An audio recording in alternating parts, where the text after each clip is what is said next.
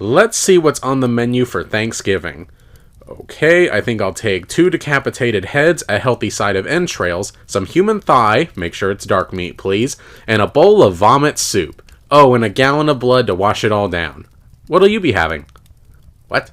You're not hungry? Suit yourself, more for me. Alright, before we get started, as always, a quick thank you to my patrons over on Patreon. If you enjoy the content I make and would like to offer your support, then for as little as $1 a month, you can get your name listed right here at the start of every video. Link to that is in the description below. And now, let's get into the actual review.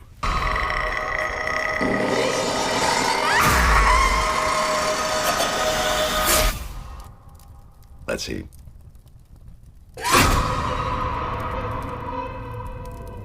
Thanksgiving is based on the fake trailer Thanksgiving for the movie Grindhouse, and tells the story of the town of Plymouth, Massachusetts, where 1 year after a Black Friday riot left 3 people dead, a twisted killer in a John Carver mask starts hunting people down one by one to serve them for a very special Thanksgiving dinner. Given that the original trailer was more comedic in tone, you might be wondering if this film is more of a horror comedy, or maybe even a self-aware horror film in the same vein as Scream. And my answer to that would be, not really. While there is a darkly comedic edge to some of these events, for the most part, this is a horror film that takes itself just seriously enough.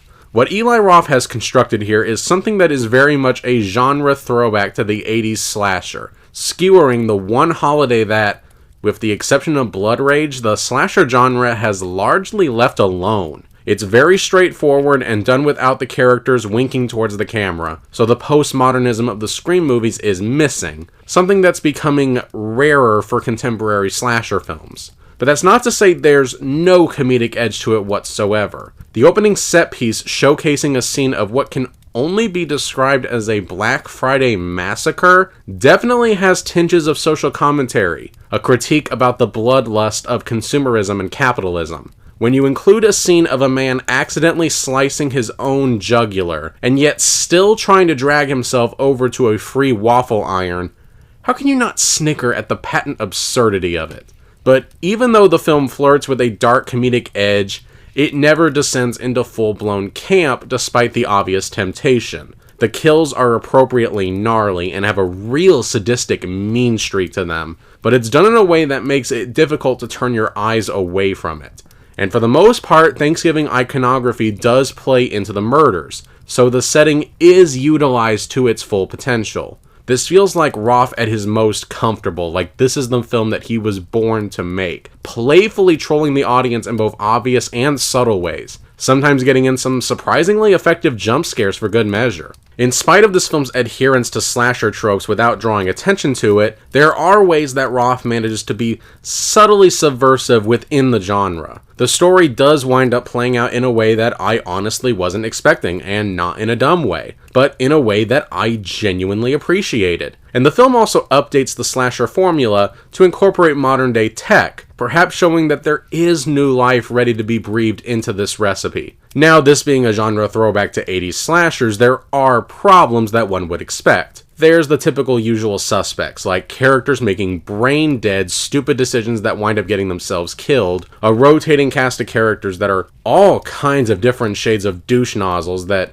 you don't feel the least bit sorry for when they get axed. Eli Roth's idea at creating main characters is having these people do something reprehensible and then curse out the people who profanely call them out for their terrible behavior. And really, the ending reveal isn't terribly surprising. Now, granted, the film did actually manage to fool me for quite a decent amount of time.